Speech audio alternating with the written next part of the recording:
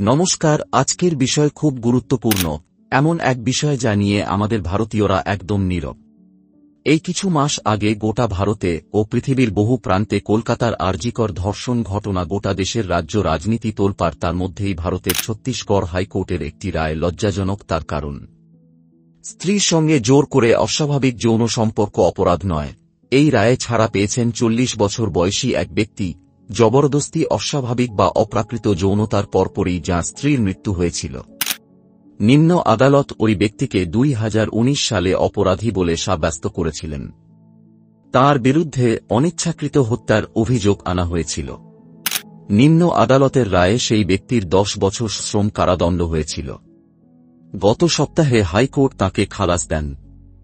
হাইকোর্টের বিচারপতি নরেন্দ্র কুমার ব্যাস গত সোমবার ওই রায়ে বলেন, ভারতে বৈবাহিক ধর্ষণ অপরাধ বলে গণ্য হয় না। ফলে স্ত্রীর অসম্মতিতে যৌন সম্পর্ক স্থাপন অথবা অসম্মতিতে অস্বাভাবিক যৌনতার অভিযোগে কোনো স্বামীকে অপরাধী সাব্যস্ত করা যায় না। আসলে এই বৈবাহিক ধর্ষণ আমাদের সনাতন ধর্মের অংশ, আর ভারতীয় বিচার ব্যবস্থা এখন মনুবাদীদের হাতে। এটাই বাস্তবতা, নারীদের কোনো স্বাধীনতা নেই। আপনারা সকলেই জানেন, ভারতের সমাজ ব্যবস্থা ব্রাহ্মণ্যবাদ কেন্দ্রিক, আর সেখানে মনুস্মৃতির মতো ধর্মশাস্ত্র নারীদের বৈবাহিক ধর্ষণ অপরাধ মনে করে না। শুধু ধর্মশাস্ত্র বাদেও কিছু শাস্ত্র বৈবাহিক ধর্ষণকে সাধারণ চোখে দেখে, যা সত্যিই লজ্জাজনক। মনুস্মৃতির 9 অধ্যায় তো ডাইরেক্ট নারীদের ক্ষেত্র মানে ক্ষেত বলেছে, আর পুরুষকে বীজ বলা হয়েছে।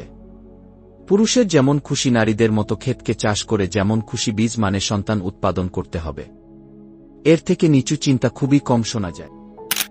আর ভগবান নারীদের সৃষ্টি করেছেন সন্তান উৎপাদন করার জন্য, আর কোনো কাজ নেই। শুধু সন্তান উৎপাদন মূল লক্ষ্য সনাতন ধর্ম। আর বৃহদারণ্যকোপনিষদ ডাইরেক্ট বৈবাহিক ধর্ষণ সমর্থন করে। তার রেফারেন্স দেখতেই পারছেন। বাংলা ও ইংলিশ আদি শঙ্করাচার্য ভাষ্য দুটি অনুবাদ দিলাম। সেখানে পরিষ্কারভাবে বলা, স্ত্রী যদি যৌন মিলনের জন্য রাজি না হয় তাহলে তাকে মারতে হবে বা আঘাত করতে হবে লাঠি বা হাত দিয়ে।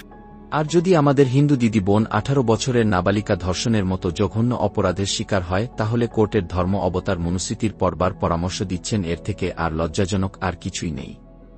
শুধু লজ্জা ছাড়া ভারতের বিচার ব্যবস্থার এরপর আমার বলবার কোনো ভাষা নেই। আপনারাই বিচার করুন, কি বলবেন।